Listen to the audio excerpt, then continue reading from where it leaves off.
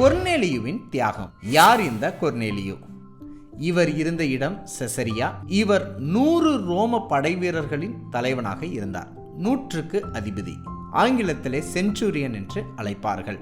இவர் செய்த தியாகத்தை பற்றி ஒரு அழகான வேத வாக்கியம் இருக்கிறது. நான் வாசிக்கின்றேன். கொர்நேலியுவே, உன் ஜெபம் கேட்கப்பட்டது, உன் தான தர்மங்கள் தேவ சந்நிதியில் நினைத்தருளப்பட்டது.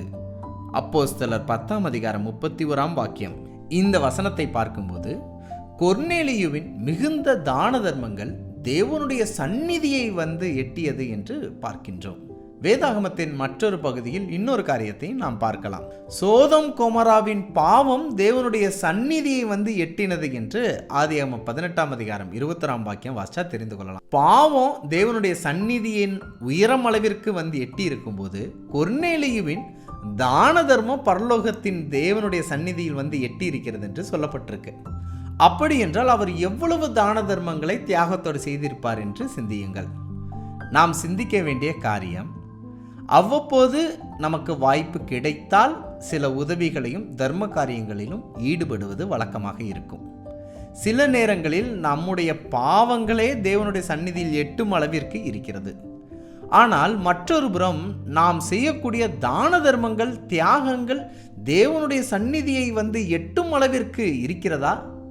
நாம் நினைக்கும் போது, எண்ணம் வரும்போது எப்பொழுதாவது தான தர்மம் செய்கிறோமா?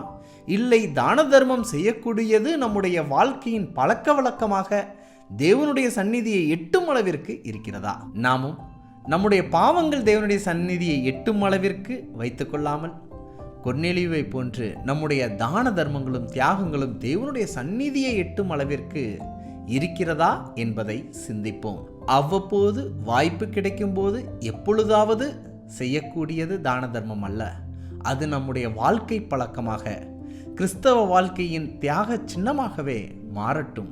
கொர்நேலியுவாக மாறவும் வாழவும் சிந்திப்போமா? யோசியுங்கள்.